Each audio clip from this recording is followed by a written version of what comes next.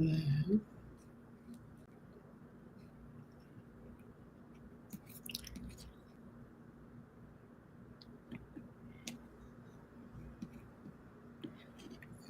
Okay. All righty, everyone.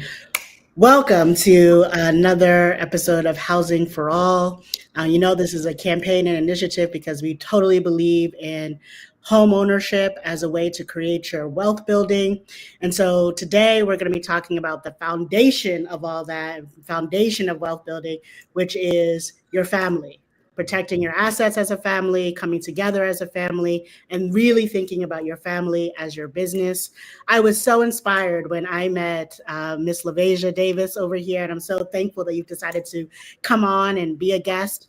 We met a few months ago where I was the moderator of a couple of panels that she was on, and the things that she was talking about, not only was I in alignment, but the jewels, the gems, the experience, the expertise that was brought to the table was phenomenal. I think I said that day, I need you first word, like to help me. Let's think about this. I'm already on that track. I already believe in that, but I want some additional mind behind it. And then we're bringing you in to help consult with the family. Then I said, we have to share this knowledge broadly. And can you come on to our Housing for All? It's not just enough to own property. You have to actually figure out all the ways that we can protect our assets. So again, LaVaisha, thank you. She's our wealth manager. I call her the family guru, the family business guru over here. So LaVaisha, welcome. Thank you so much for being here. Yes, thank you so much for having me. It's an absolute pleasure to be here. You were absolutely right about our connection and alignment because you were in such agreement with what we were discussing that day. And sometimes it doesn't kind of process for people until later. And when I have those type of conversations, I usually get messages and things like that maybe after. But it was like immediate for you. So I'm happy to be here so we can kind of expand on that conversation. Yeah, absolutely. So before we get into it, can you just talk to us a little bit about your background, how you got into wealth management? And then we're going to talk about the key sentence that I was like, ding, ding, ding, ding, ding. It totally shifted the way that I was thinking about everything. Absolutely. So I have been in financial planning for almost about 10 years now, a little over 10 years, not always in the field of overall wealth management, because there are some differences that I would like people to understand. But I started out with just basic strategic planning, like protection planning, started with like insurance, asset protection strategies, and focusing on the defense of building wealth, and then kind of progressed into the offense, which gets into more investment strategies and the growing of the wealth. But the difference between an advisor, a financial advisor, or an insurance agent or something like that, as opposed to a wealth manager, is the wealth management is all encompassing. And throughout my journey in my career, I have found that there were always missing pieces. We can do one side of this, right? We may be investing and growing, but we may not be protected, or we may be protected, but we're kind of on the defense and not growing our wealth to the extent that it could. Or we're not maximizing on all of our human capital that we'll talk about, I'm sure, throughout our conversation today, which leaves room for us to go from, instead of having this in our family for multiple generations, now just within one generation, the wealth is either extremely depleted or we're in the probate courts fighting for it. So all of that becomes, the top of the radar as a wealth manager. We secure not only the wealth that we're creating, but how do we preserve it and how do we grow it? Yeah, and I want to talk a little bit about this idea of people losing their wealth, right, and their probate. And there's a lot of data around, especially as a Black community, we can have one generation that gets into the upper middle class, and by the next generation, we could be back in the lower middle class or even back into poverty, right? And like, how do we sort of protect along that? And I think you're right. There's so many different missing pieces. You think you've got a financial advisor, you've got your life insurance agent, but they're not all coming together as a cohesive background to really help you strategize. And I'm glad that you said strategize around wealth, having a wealth manager that will help you strategize. When we hear words like strategize, immediately we think of businesses. And Mhm. so the phrase that you said from the audience, I'm pretty sure you called it out from the audience, and I was like, ding, ding, ding, what is going on here? And you said your family is your business and it's your first thing that you are protecting. Can you talk a little bit more about what you mean by that? Absolutely. I mean, I know we all love each other as a family and we see our genetic connection as a family, but when we think of this strategically and not to remove emotion, but your family is your God-given team to build wealth. And the reason why is because wealth is centered around different forms of capital. Financial capital is what comes top of mind for most people, but who is producing that financial capital? The members of the family. So that's your human capital. So the more human capital you have, the likelihood of your financial capital increasing. And then how do they generate financial capital from your human capital? From the intellectual capital that they have, whether they possess certain skills or they're enhancing certain skills, that they have intellectual property, creativity, whatever the case may be. And what families have learned, at least wealthy families who have established wealth, is that, hey, we need to take all these forms of capital, we need to put them inside of a legal structure that exists outside of us, that's going to give it the room and the capacity to foster and grow. And they steward over all of those different forms of capital to make sure it's available for every generation. Every generation is going to create new human capital. Every generation is going to create new intellectual capital. Every generation is going to create new financial capital. But where does it go? And that's where we kind of drop the ball. We're not creating that structure for it to funnel back to. And it makes all the difference on whether we go from rags to riches or rags to riches back to rags again. Yeah. No, that's great. And so what is the legal? So I think this is correct. So we need to know our legal structures, which are usually, and please tell me if I'm wrong, but they're generally coded in, obviously we say legal law, but also tax structure and tax implication. Can you talk through those? And if it's the same, great. But if there's differences, please, There are differences. There's three specific structures. We have to look at your financial structure, the vehicles that you are using to either hold or grow your wealth. We have at your tax structure, like as your financial structures produce income, how are they going to be taxed? How is it going to be taxed when it's time to transfer? And then your legal structure is there's two major ones. Of course, there's always subcategories when you get into your entities and your corporations, but there are two major ones. You either have your own personal estate, which is a legal structure that is defined for you by the government, federal and state. Like, hey, if you don't have a will for yourself, there's one at the courthouse for you. Right. You have that, or you can create your own legal structure, which is about creating some type of trust. Now, there's over 80 different types of trust in this country, which one depends on your specific needs. But that's the immediate separation. But in a legal structure, it's either let the government dictate where my assets go, or we dictate where our assets go. And you want to be proactive in that. Don't think that there's a dollar amount attached to that. Like, oh, I don't have millions of dollars, so I'm not going to choose a legal structure like a trust.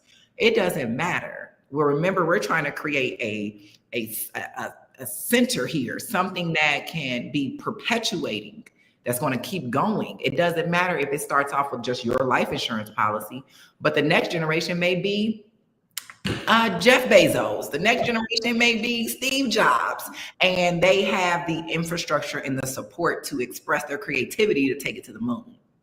Yeah, I love that you said that. And I think this is the part that people always forget about. Whether you decide to have a will, whether you decide to have a trust, the government is going to decide. If you choose not to do those things, they are already in place. The government is going to decide what is happening with your money and with your assets. And don't you want to be the driver and the say so? And I have found that within our community, I think people feel maybe that they jinx themselves or they talk about what happens if they're no longer physically upon this earth. There's a lot of reluctance to think about death, and therefore there's a lot of reluctance to think about protecting the assets that you are building. How do you sort of talk to folks about that? Because I have found that becomes an interesting line that people have here sometimes. The conversation never gets easier. It's not like a trick that works that, kind of brings the guard down. It's always one of those touchy subjects, but it's one of those things that's guaranteed to happen. Like, it's just, we have no other guarantee in this world but death and taxes. Okay. So knowing that is, it kind of helps us, bring humor maybe, or maybe some lightheartedness to the conversation. But it doesn't make it any easier. And we understand the reluctance, but we would rather have those hard conversations with you and draw out of you, what do you want to be known for? What do you want your name in conjunction with? Because remember, keep in mind, people, if you don't leave anything, nobody will remember you. I ask clients all the time, can you name your great grandparents? And they're like, some can because they have the family tree connection, like they know their history, but that's a small percentage. Most of the time they cannot. And the reason why is because they didn't leave them anything. If Grandma Rose left you a pearl, you would remember Grandma Rose. Oh, Grandma Rose left that pearl in my family. So I know that death is a sensitive topic.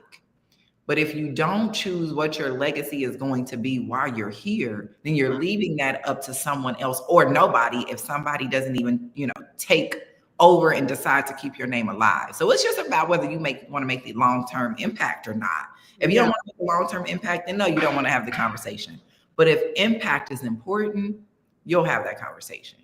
So I've been reading lately that people feel like you should put life insurance policies on your children when they're born. What is your thought about this? Is that helpful in terms of building into the legacy of your family? And obviously, we don't want anything to happen to our progeny, but life does happen. But more importantly, after 30 years, you can usually take money out anyway. So you can use it as a vehicle. So by the time that child is then 30 years old, they can take money from their own policy and use it into investing in their own businesses or purchasing property, et cetera. So, and I could be wrong about this, because let me just point out, I am not a financial advisor. I'm not a wealth manager. This is just me gleaning information based off of what I've read and seen. And I would love to hear your thoughts around that.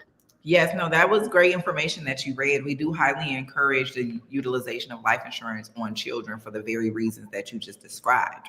It's a common practice. So the typical process is once a child is born, a policy is usually taken out, and then the contribution to that over usually 20, 25, or 30 years builds up capital. That capital can be used for the same purposes you described: higher education, real estate purchases, business startup. But what's a little different, or probably either left out, is the ownership of that life insurance policy. So typically it's owned by either the parents or it's owned by a trust, because that money is not just given to children. This is what we mean. Wealth is not self-perpetuating. It requires governance and management. So that life insurance policy that grows and has cash value that the child is going to end up using, they don't get that for free. Right. That comes with an interest rate. That's a loan from the family bank. Now, you may not have to pay market rate interest, but you're going to pay 1%, 2%, something. You're going to replenish this account because it's not just for you. Gotcha. It's designed to be a capital source within the bank for a family member. You pay it back, goes on to the next. So each child contributes to the wealth, whether it's from their intellectual property or their human capital, one way or another.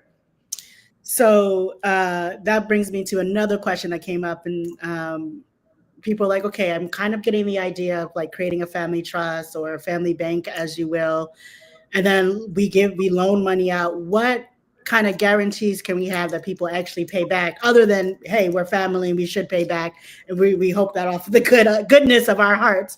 But let's also be clear, like, we want to make sure that we're creating strong legal structures.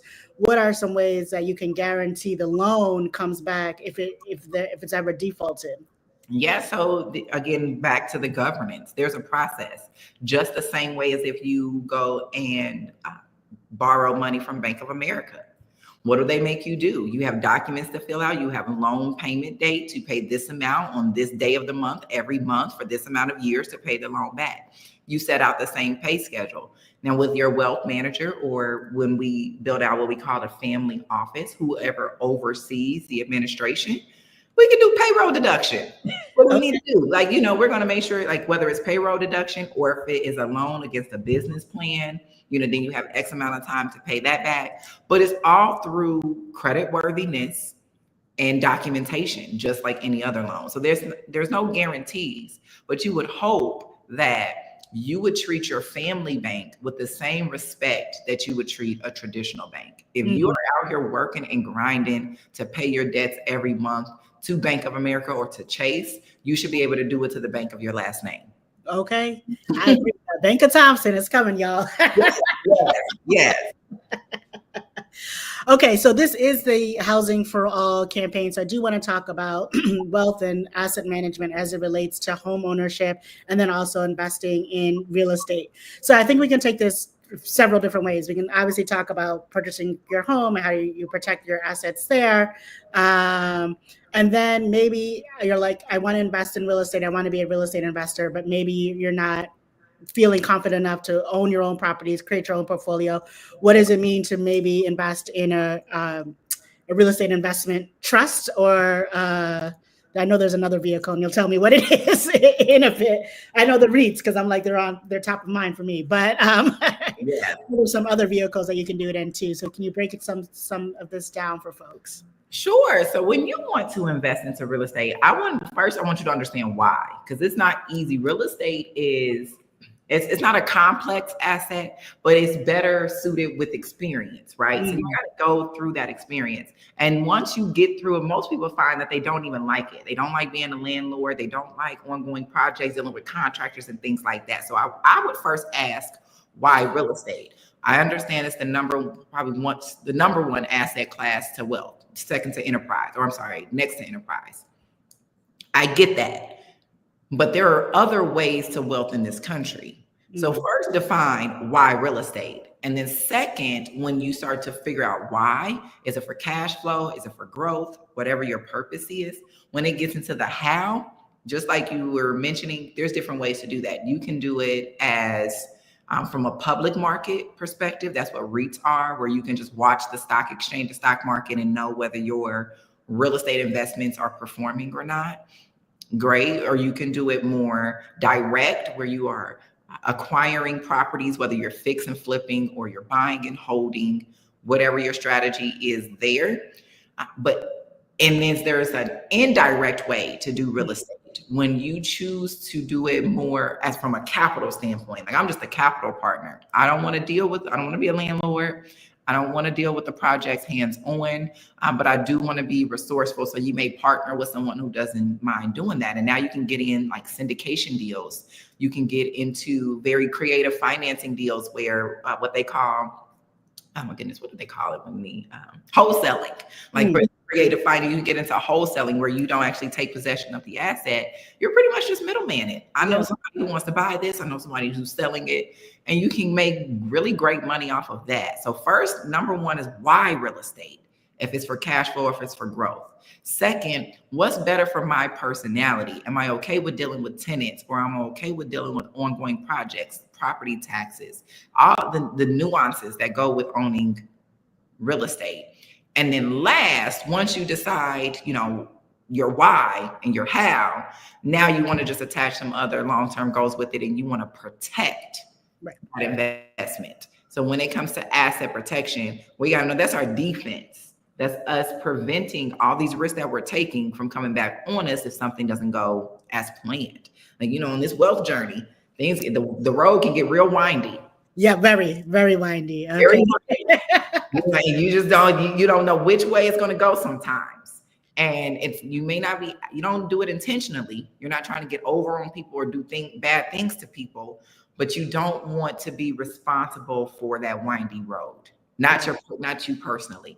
How I get people to understand that, I'm the youngest of 4 kids. So I have a sister that's like 13 years older than me. So she was, out on her own while I was still a young teenager.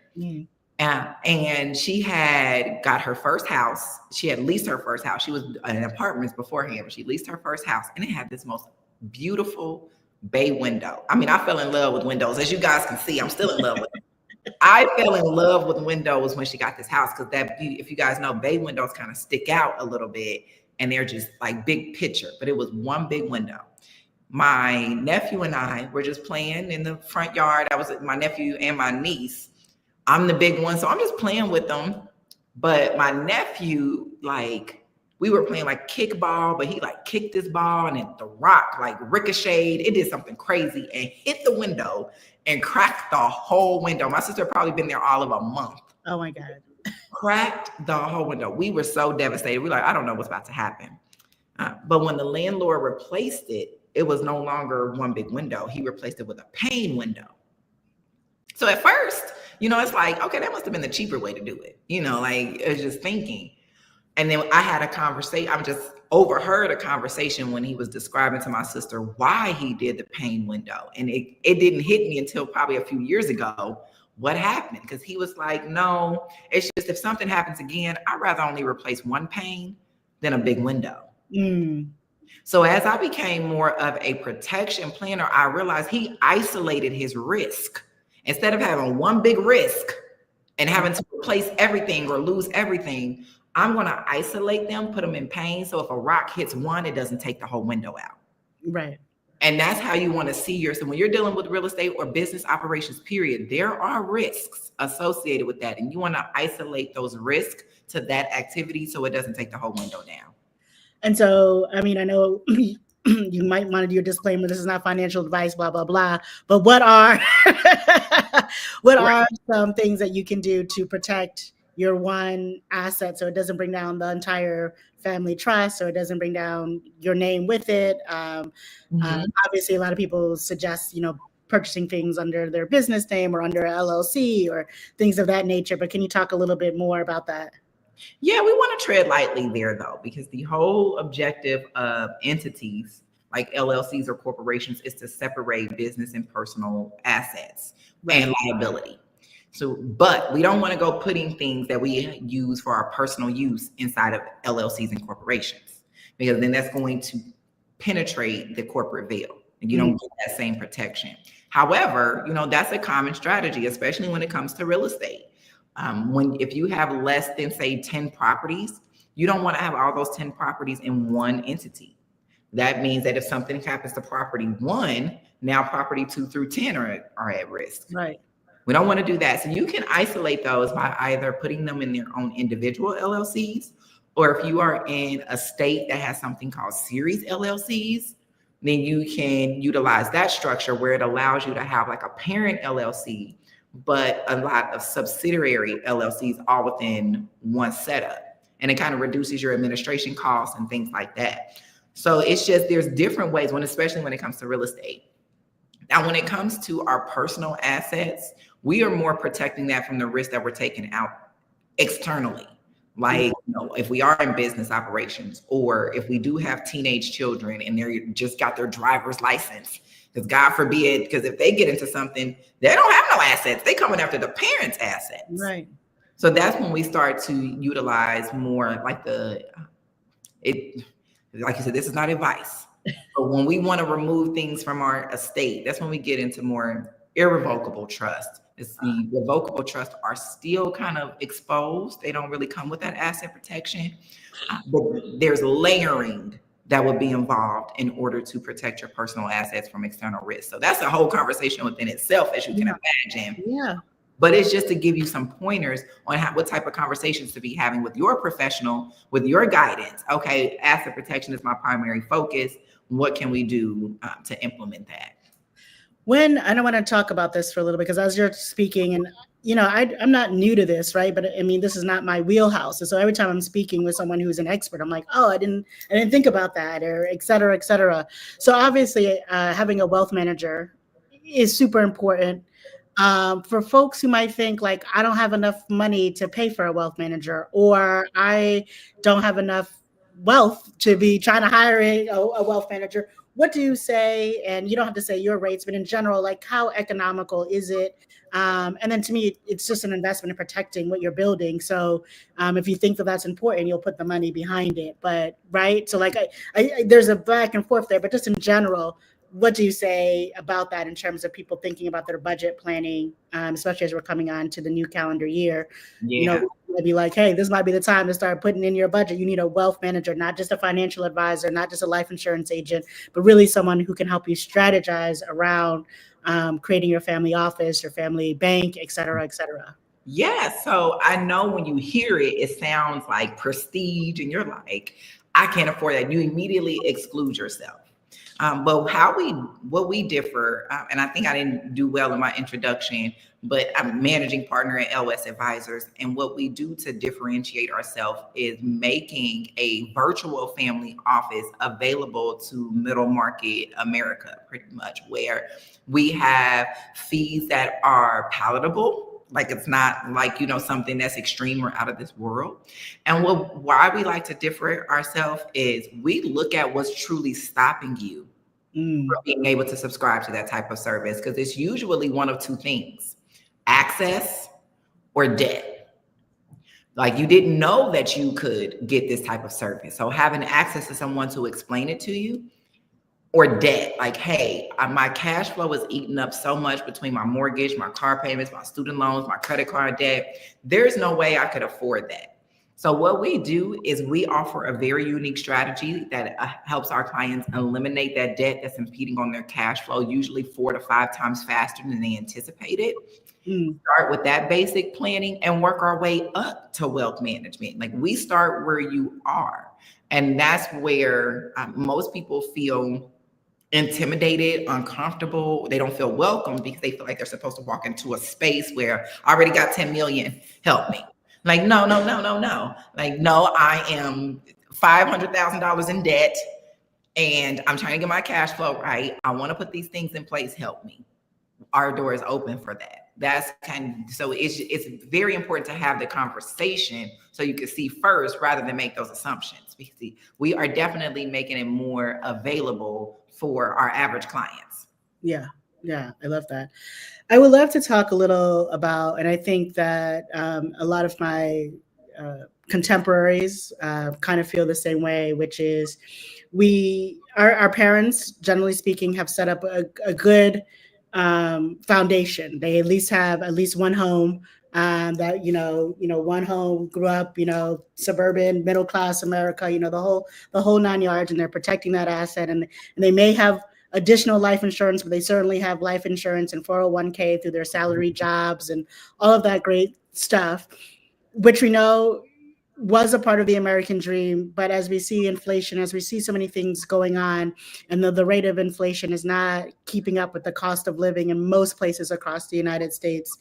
And people in our generation, they're called the sandwich generation, starting to feel squeezed. And trying to have the conversation around, hey, I know we never thought about this, no one really taught us this, but we should combine our assets and start thinking about our family as a business. Mm-hmm. And you're talking to the older generation. And I mean, for the younger generation, you can kind of just, I want to say do it for them, but to a degree, you can grab the things because they're underneath the age of 18, most likely, or they're young enough to just really understand entrepreneurship and taking risks. But older folks, they're concerned about their retirement. They're pretty much risk adverse, and they find this to be a risky conversation. Mm-hmm. How do you help families sort of manage and strategize around, let's come together multi-generationally at this point in time and put our assets together? Yes, great question. And you described it. You said the sandwich generation. I've never described it as that. What I always describe it is, this is a very special time. So we give them the big picture. We are in a special time. You have done your job as the parents in creating wealth in the environment in which you could create it, the tools that you had, the house, the 401k, the pensions. You've done those things. Your children are in a very, what's the word I want to use to describe it? The predicament that they're in is a little different than what we've experienced, where they are split between 3 time zones. They are trying to build for themselves. They're trying to build for their children, but they're also still contributing or helping build for their parents. So that 3 time zone is something that our previous generations haven't experienced. Our ancestors haven't experienced. Like, that is a new experience. When you paint that picture and how resourceful that middle generation is between the two, they start to connect the dots. Like, okay, so I have the stuff to take care of me, but I possibly may run out of money.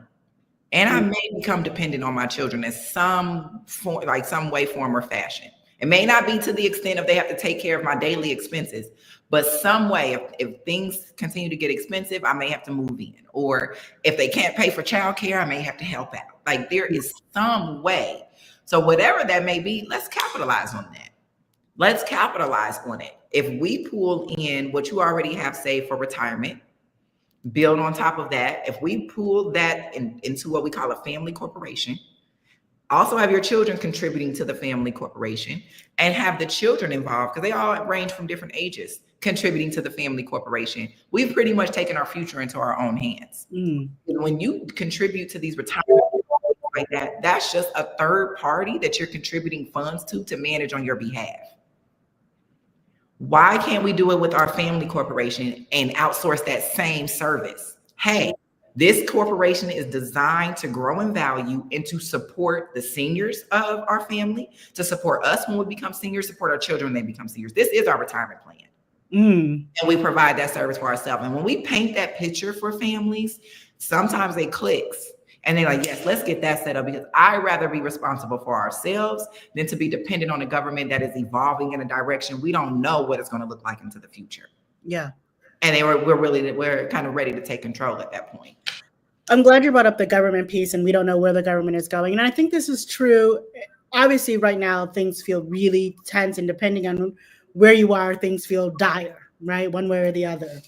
But I think it's true that no matter what, whoever's in leadership, whatever administration it is, you are still beholden by what they've decided in terms of federal law, local law, etc. And so the idea that you can divest yourself in some way, shape, or form from the government itself and have more autonomy around what is happening to your family, and that you protect it across whatever sort of things ebb and flow externally, whether that's government, whether that's wars, whether that's depressive things, recession proof, all of those things I think are super important. And so, I was going to lead to let's talk about how does the government and how do politics affect the way that we structure things. But it seems that if we do this correctly, the effect should be generally minimal. Mm-hmm. Well, if you have ongoing management, the effect should be generally minimal. Okay. There's no structure that you could set and forget and never have to come back to it. It's going to require ongoing maintenance. I'll say two things about that, what I mean by ongoing maintenance. We call it scenario-based planning, what you just described. As we go through cycles and changes, political changes, economic changes, things that are outside of our control. How do we make sure our wealth can weather those storms? Like, for one example, the Tax Cut and Jobs Act was a tax reform under the Trump administration that allowed for estate exemptions, meaning the value of all the assets that you own as a person to be taxed at a higher level when you pass away. So if you pass away with a value of your estate right now at about 13 million, if it's 13 million or below, there's no federal estate taxes attached to it. If it's above 13 million, then you got to pay 40% of that above that into estate taxes. Now, that's supposed to expire. That sunsets December of 2025. Now that we have three things here, because now people who are worth over 13 million, like, you're kind of panicking because you have three choices. Like, that still may expire and you need to plan properly. It may not expire because we're going into another Republican administration, which is heavy on tax reduction. Yeah. It may not expire, but they may not be able to get any changes in place in time, because it took them like 2 years just to get the tax reform in place. They did it in 2017. It wasn't in place until 2020, but that expires. And if it does, that's going to go down to 5 million. Sounds, or with inflation, probably about 6.5. And it sounds like a lot of money, guys. It sounds like a lot. I promise you, you are just a home, a good 401k investment, and life insurance away from that. Because the death benefit of life insurance gets calculated into your estate. It's not that much. And that's at the federal level. There's state level estate taxes too. So those type of changes need to be addressed within your wealth, how your capital gains are taxed, how all of those things matter. If we don't address those in real time, then that's where like the impact or the, kind of the blowback on it can be bigger than it has to be. But that's the beauty of wealth management. Somebody on there like, hey, we need to get in front of this. We need to be proactive about this and not reactive about this. Yeah. So political administration changes drive heavy changes in how you're going to manage your wealth. We've alluded in the beginning and throughout around probate court, potentially losing your assets that way, or in what we've seen sometimes in our grandparents' generation, they paid off their mortgage, they own the home, but then they are in a desirable location, their value went up, and then their taxes went up, and they could not keep their properties that way. Let's talk about how we can protect our wealth, because we've seen, especially in the Black community, those have been the major ways that I've seen that people lost their way through probate or losing their homes through taxes and no one being able, or the family not being able to come together with resources to ensure that we kept that property. So we'd love to hear just your thoughts around that. What can we do to mitigate? Some of it, I think, is a mindset shift, but let's talk about it a little bit more. It certainly is a mindset shift. For one, adequate life insurance can help avoid that, because that's what life insurance is designed for, to provide immediate liquidity for all of those needs. So nobody has to lose anything. Like, that's number one. The second thing is, when we say mindset, like, let's be real here. If we have a home that our grandparents was in, it may mean something to us, but there's going to come a generation where they don't want the house, they want the money. There is going to be a generation like that, like whether it's your children or your grandchildren. Like, I'm no longer want just this house. Like, the property taxes are going up. The rental income isn't enough for all of us. Like, it's not doing what it do. But if we sold it, we can make a bigger impact. So planning more for the sale of the house that's the part that people don't want to face, because they think that you want to keep the family home and things like that, but they don't. I hate to say it. I hear it all the time. The kids like, I don't want the house. Like, so maybe planning more for, okay, when I pass away, and having proper affairs in order, just a basic living trust can help avoid that. But having adequate life insurance coupled with that basic living trust, is there are going to be some expenses associated with transferring that asset over to whoever's supposed to receive it. Those are the two major things that could avoid us losing it to the government. They collected like $32 billion last year between estate taxes and probate collection of assets. $32 billion. $32 billion. That is insane. And like we just said, it disproportionately affects those of us of color. So that's... think about like those numbers and what we could have done individually to ensure that was in our families. When you say adequate life insurance, you have a general formula that you use. I do, because we got to get out of these burial policies. We can't just have $25,000, $30,000 in coverage. So what we use, we take the value of these homes, whether there's a mortgage attached to it or not, the value of the home, and then depending on who we're insuring, if they're still in their working years, basic rule of thumb is whatever your annual income is, you multiply that by 20.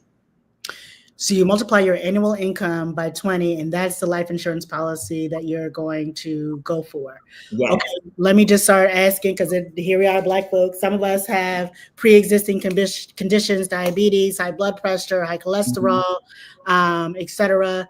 Will people be approved for insurance policies that high without premiums being skyrocketed? Because you do have to, part of the budget for having your life insurance is you got to budget being able to pay for it on a monthly basis, or pay for it on a yearly basis. Yeah. So we are disproportionately represented when it comes to pre-existing conditions and what they consider pre-existing conditions. Although they're not immediate disqualifiers, they do get in the way of getting some approval. So that's why you have to have someone on your side professionally that is seeking the carriers that can cover you. It may do a little bit of work. It may impact their commissions. Like, all of that is, by design, but that's another conversation as well. Yeah. So making sure that we go for the carriers. There are carriers that work with those type of conditions. Like, we have a few of them ourselves, we know. And as long as we know what's going on, We know how to package it up and make it make sense to the insurance company. That's the thing. Like, they just want to know. They just want to know the truth. They want to be able to properly assess their risk that they're taking. Yeah. And if you can give, they don't want to find out through the underwriting process, like, oh, you didn't tell me. Like, they don't want that. They don't want that. They just want to know the truth so they can make an informed decision.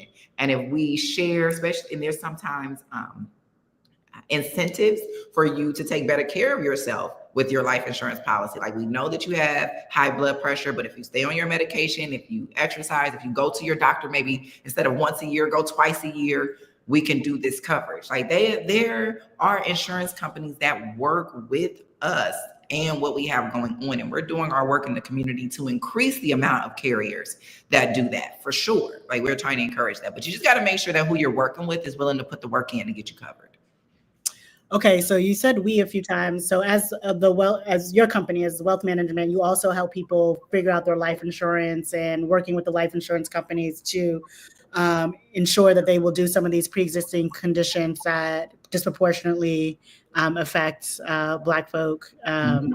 Okay, so that's good to know. I mean, because sometimes, when I'm thinking wealth management, I'm thinking someone who's helping me strategize, but doesn't necessarily do all of the other work. So I still need my life insurance person, my financial advisor, but they're helping me to sort of think through, what am I asking for when I'm talking? Or, I'm like a business. I'm like, let's come all to the team together. Let's have a meeting and let's make sure.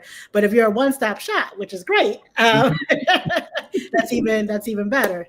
Yes, no, you that's right too. It could be one of both ways, because sometimes people come to us and they already have established relationships with professionals.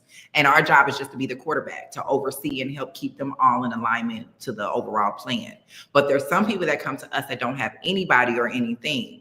So for that, we can be a one-stop shop, because our firm is comprised of investment professionals. It's comprised of insurance professionals. It also has tax strategists and advisors, as well as estate planning attorneys. So we are your full wealth team. So we can see your plan from every angle to make sure nothing goes uncovered and nothing is in conflict. Because that's another thing that happens, is you may have these different professionals that you're working with, but they never talk to each other.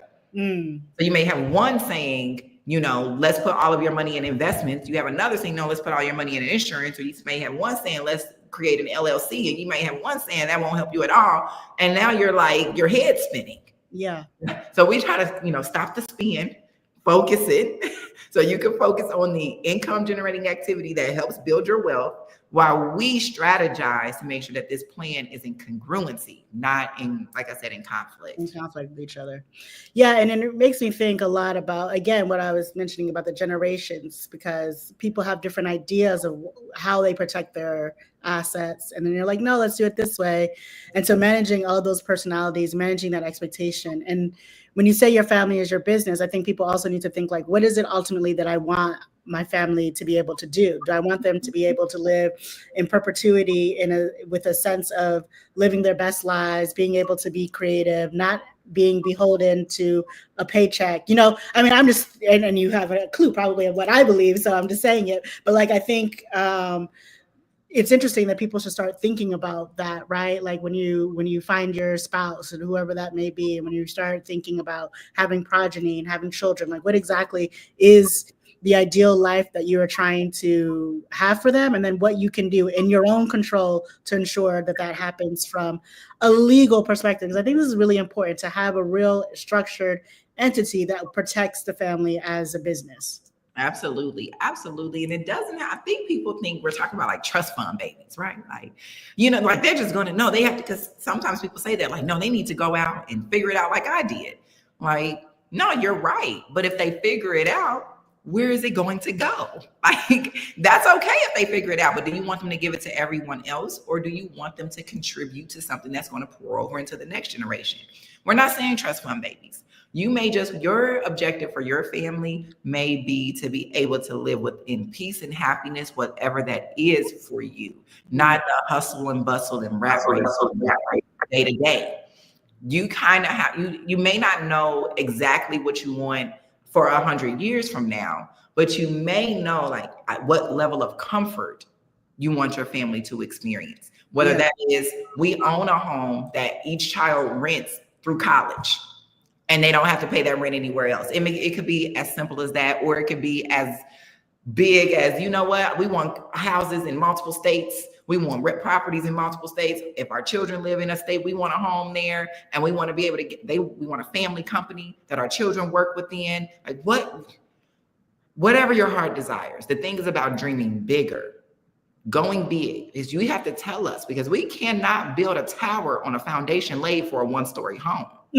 Okay, talk on it, LaVaisha. Talk on it. So dream big, so we can lay the proper foundation for that. Like, it don't hold back. Now, don't have no false expectations either that you want it tomorrow. Now, then I'm gonna be like, now wait a minute. But dream, and you really can start to carve out the path on how to get there. I think you make a really good point, which is this idea of where are people's money going to? We don't have to create quote unquote lazy children. On the other hand, why do our children need to struggle like we did? I don't understand that philosophy, but that's a whole nother conversation for another time. But the idea that, like, okay, I'm making X, Y, Z amount of money, and my money is now going to enrich other people's families and other people's companies and other people's institutions, whereas we could take that money and enrich our family. Like, and I'm just thinking, like, just revolution. I almost want to do this in my mind. Like, if my grandparent, and they didn't have we weren't even talking like this, 50 plus years ago. But I'm like, I wonder if I did the math, if my grandparents had thought about, and they have to a degree. We still actually have my grandparents bought a house. My mother was 17, and she's a woman in her 60s now, and it's been in our family for 50 years. So they have created and kept that legacy. But like, I think of like all of us who had salaries, and we all just went and like did rent and paid this, paid into a trust. Like, how much bigger would the Jackson Thompson estate actually be right now? And how much fluidity could we have? Because I think part of it, when we're talking about creativity and living your best life, but if you also have to pay bills and you're in survival mode, you don't have the chance to even like enjoy and like really hone in to your universe given talents. Yes. And that stress that you're living, and we know that stress is a huge killer, especially for those of us in our community. Anyway, so now you've inspired me to like sort of just think a little bit about that, because I think that it will help in some degree have a aha moment conversation for some families. Yes, we can see you don't. Like, everybody doesn't. You can still live your own life and build with your family. It's not about having one business per se and everybody works for one family member. We don't all have to work for you. We just have to be. We don't have to all work together in one business. We just have to be in the business of working together. That's it. So if you want to go start it's about having what we call a vertical business model. If everybody can do their own individual thing, but in one vertical model, if we know that we want to build our wealth through real estate, okay, so we should have a real estate agent, we should have a general contractor, we should have a plumber, we should have an electrician, we should have all of these people. We should have someone that does the financial side, that keeps us prepared to finance and to qualify. Like, it's okay. Whatever you want to do, your skill can be used in a vertical business model, and you can go do it for other people. But I really do it for my family. It's just that it's very much possible. All of us have two rooms in our family, and we're not maximizing on it. Oh man, this has been such a beautiful conversation. As always, I'm like learning so much. And as I just said, like I've gotten some light bulb moments even from this combo. I'm gonna come back to you too and be like, I'm gonna do this generational things. I think there's something to it. It just feels like something I want to sink my teeth into. But before we go, is there anything that you would like to say that I haven't touched upon yet? Yes. Just in closing, it's just a couple of things that, again, I don't want wealth management to sound scary. It's not. It's just the piece that's constantly needed, because I depending on how many generations are going to be watching this, right? But you remember when you made your Christmas list and you had your certain toys on your Christmas list, and when you got those toys, right? You open it up like, oh, I got the toy that I wanted, and you try to open it up and play with it, and it's not working, because when you turn it over on the back, well, at least for our generation, what did it always say? Batteries not included. Batteries included. It's not going to work. So you can be doing the work to build the wealth. I got my wealth. I got my income. But the wealth management is the batteries that keeps it running, that keeps it going. So whatever you need to do to get those batteries, consider what you need to do to get those batteries. Because if not, your lifestyle that we are heavily documenting, that we are putting on every social media platform, we're recording videos that's stored out into the cloud universe, your children and your grandchildren are going to see that. And they're going to see, like, you was living your best life. I'm over here messed up. What happened? What happened? Because the first generation creates it, the second generation enjoys it, the third generation destroys it. Wow. We don't want that to happen anymore. We're not settling for that anymore. So I just encourage everyone, wealth management is no longer a luxury. It's a requirement. It's a requirement. Yeah, you've sold me. Absolutely. Wealth management is indeed a requirement. Protecting your assets is so, so important. LaVaisha, how can people keep in contact with you? Yeah, so I try to keep it simple. You know, just everything, all of my social media platforms is my name. So Facebook, LinkedIn, Instagram, X, formerly known as Twitter. Do I still have to say that? Anyway, like everything is my first and last name. And then if you want to connect even further, you can just go to LaVaisha.com, LaVaisha.com. And it has my socials and my connection platforms on there as well. Awesome. And then everyone can also go to show notes. I will also link the website that you can go to. Thank you again, LaVaisha, for being on. I really appreciate it. This is our Housing for All campaign. We're going to take a break until 2025. So look for some repeats, some key things that we've learned. And hopefully you take all this information, this knowledge that we've shared with you, and start implementing it in your own life. We want to make sure that you can build your wealth, but most importantly, that you can protect your wealth and protect your legacy. Thank you, everyone, so much for signing on. I really appreciate y'all. Until next time, peace. Bye-bye.